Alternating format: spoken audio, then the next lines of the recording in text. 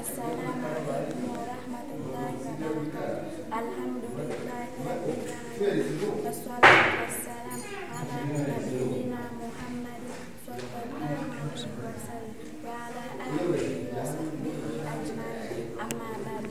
Ndugu mgeni rasmi pamoja na waheshimiwa mliohudhuria hafla hii adhimu, wake kwa waume, hii ni risala fupi kuhusu Masjidi na Madrasa An-Nur iliyopo Kishiri Mwanza. Masjidi na Madrasa An-Nur iliyopo Kishiri Mwanza.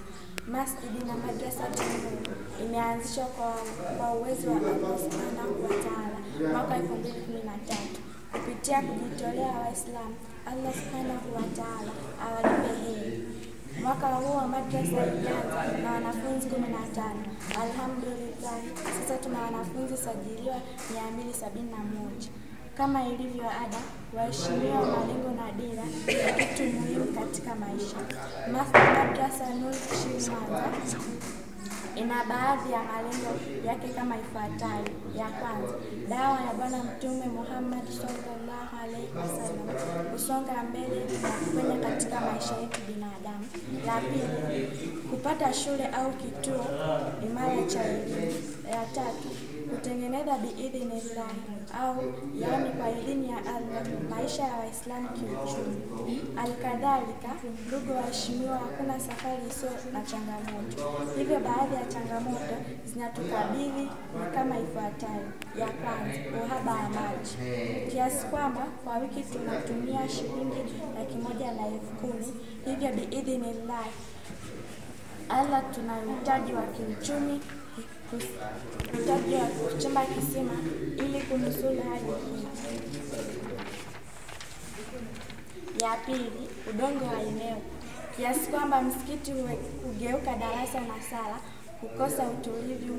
Hivyo basi eneo ni muhimu. La tatu, nyenzo na vifaa kazi, haswa vifaa vya kufundishia kazi na mikono kama ufundi. Pia alhamdulillah, mafanikio tuliyoyapata Madrasa An-Nur ni haya yafuatayo. Ya kwanza, kuboresha mazingira ya kituo kwa 30%. Ya pili, kupanda kitaaluma nje na ndani ya Mwanza, kiasi kwamba tumefaulu kupata wahitimu biidhnillah kwa ngazi ya tamhidi. Hii ni mara ya pili. Mwaka 2022 hadi mwaka 2023 tulikuwa tuna wahitimu 2, na mwaka 2024 hadi mwaka 2025 tuna wahitimu 11, na hawa hapo mbele yenu. La tatu, kuanzishwa kwa bweni upande wa wanafunzi wa kiume tu. La nne, kwa biidhnillah pia tumefaulu kuanzisha ulaji wa wanafunzi kwa siku za wiki. La tano, kusisitiza darasa la watu wazima, kina baba na kina mama. Ndugu waheshimiwa, kila lenye mwanzo halikosi mwisho.